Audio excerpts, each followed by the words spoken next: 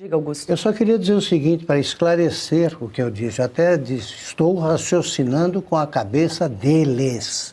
E o pessoal do chat está achando aí que eu estou sugerindo esta solução, né, se afasta, sai dessa, arruma uma saída qualquer para não ficar na sala, porque ficou irrespirável, se tornou irrespirável para ele e para eles. Mas é evidente que eu acho o Toffoli um caso de polícia que deveria ter sido preso, deveria estar preso há muito tempo.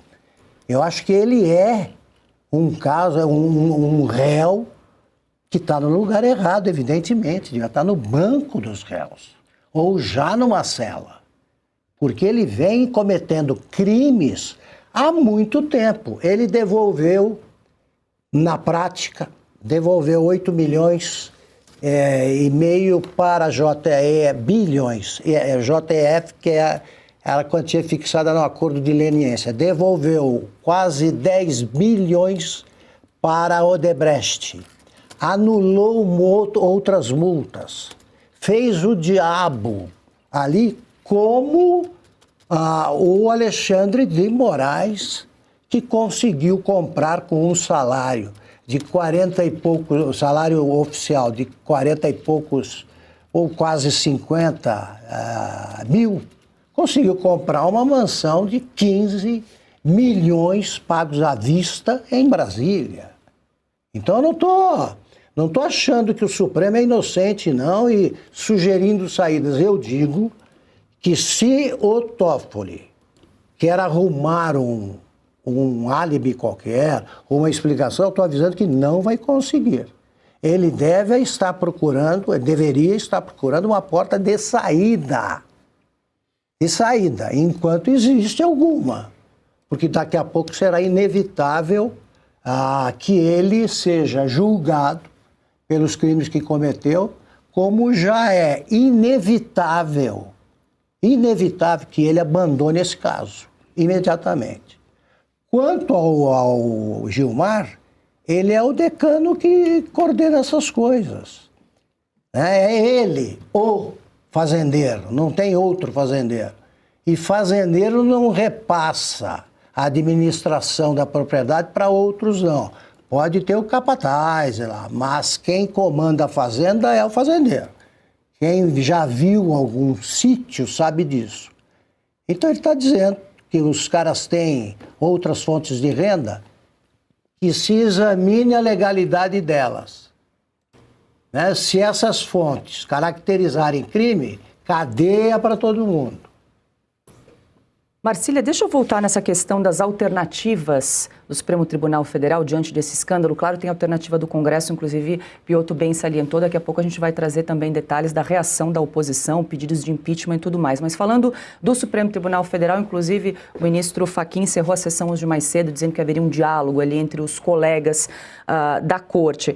Você até tinha trazido a opção do ministro Dias Toffoli se afastar por conta própria, alegando um motivo de saúde ou qualquer outro, enfim, e a questão da suspeição, mas aí quem teria que fazer o pedido é a PGR, a Procuradoria-Geral da República, que no momento anterior já tinha afastado a suspeição num pedido, num requerimento da própria oposição. Verdade. Então, em relação à PGR, não se pode esperar muito. Uma alternativa seria levar esse pedido de suspeição, mas aí não sei se valeria da Polícia Federal ao plenário do Supremo Tribunal Federal ou ainda assim teria que vir da PGR. E aí já jogo outra pergunta, outra consulta. Se fosse declarado, por exemplo, a suspeição do ministro Dias Toffoli, tudo que foi feito até agora seria declarado nulo, certo? Então, produção de provas, depoimentos, acariações, inclusive essas mensagens que foram descobertas, reveladas pela Polícia Federal, não poderiam ser utilizadas em hipótese alguma e a investigação voltaria a estaca zero. É isso. E o Senado?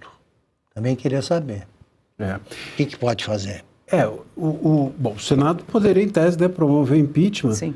E acho que a gente vai desenvolver esse tema a seguir, mas em relação ao STF, o que é possível fazer é, de fato, a PGR. Agora, o Gonê, a gente já falou aqui, o apelido dentro do próprio STF do Gonê, quanto da PGR, é Paulo Gonê Resolve. né? PGR, Paulo Gonet resolve. Se ele tem esse apelido entre os ministros do STF, imagina só se há alguma expectativa de que ele seja a possibilidade de saída. E vamos também aqui nos recordar que o próprio Gilmar Mendes, já que ele veio à baila, o Gilmar Mendes, ele quando foi posto na parede sobre a questão do impeachment de ministros, entregou para a PGR a possibilidade de que fosse ela a promotora, enfim, quem fosse a legitimada para fazer pedidos de impeachment. O único, né? O organismo, hein? O único, arrancando, inclusive, do povo essa possibilidade dada pela própria lei, a Lei 1079 de 1950, que é a lei de impeachment. Quer dizer, a lei dá para o povo a possibilidade de pedir impeachment e o Gilmar arranca da lei e entrega para o Gonet. Quer dizer, você não pega algo tão sério e entrega para alguém que pode ser de você um inimigo. Está claro que do Gonet não virá. O que o Fachin poderia era pegar esse pedido, vamos dizer assim, da Polícia Federal. Houve controvérsias, alguém falou que a Polícia Federal fez ou não fez o pedido, enfim. Mas havendo o pedido de alguém que não seja o Gonet, o que o Fachin poderia é falar, bom, não sei, vou pegar e jogar para o plenário, e o plenário inventa um jeito de tocar adiante, porque eles inventam um jeito para tanta coisa, porque não inventariam para isso. Só que o Fachin, ele não tem esse pulso. O Fachin, ele, para mim, pelo menos, fica claro que ele não tem essa coragem institucional e nem pessoal. Basta a gente ver a quietude dele na semana passada diante da comodidade do Toffoli e do Moraes batendo na mesa e dizendo, olha, é o seguinte, como aqui nós vamos ficar numa bolha? Quer dizer, como aqui nós vamos ser só juízes? Que história é essa de juiz só poder ser juiz? Onde já se viu? Em que país estamos? Só faltou dizer isso, com inclusive alegações absurdas, né, do Toffoli, de fazendeiro, ou até mesmo de por que eu não posso ser acionista? Como se a gente estivesse aqui tratando de alguém que compra uma ação da Petrobras. Não é isso. Você compra uma ação da Petrobras, mas eu não vou para a Petrobras e ajo como dono. Sento lá na sala da presidência e fico recebendo gente, como ele fez, por exemplo, no Resort. Uma coisa é você ser acionista ou ter uma ação, outra coisa é você ser dono ou se comportar como dono. Isso é que é vedado, sobretudo no empreendimento com cassino clandestino. Então, diante dessas alternativas, o que o Fachin poderia era pegar uma batata quente de um pedido que estaria na mão dele pela Polícia Federal e jogar para o plenário. Olha, vocês é que resolvam.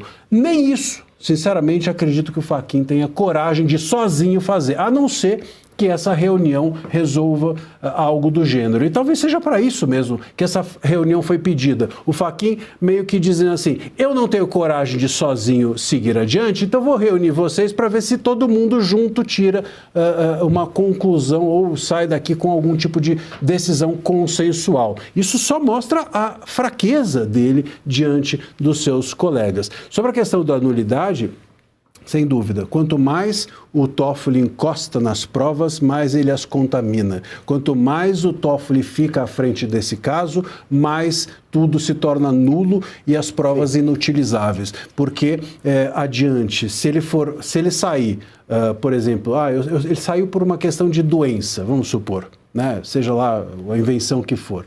Então ele sai por uma questão de doença. Tudo bem.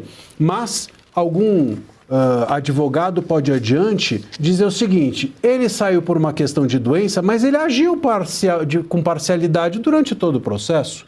Ele determinou diligências ilegais, ele agiu de uma forma irregular e assim por diante. A careação não fez sentido. Enfim, tudo isso pode também ser alvo de nulidade. Agora, se ele se reconhecer como um juiz parcial e se afastasse por isso, suspeito, aí acabou. Aí está tudo anulado. E quanto mais ele ficar à frente, tocando nas provas, sujando de parcialidade as provas, mais tudo será anulado, mais todo mundo ficará impune.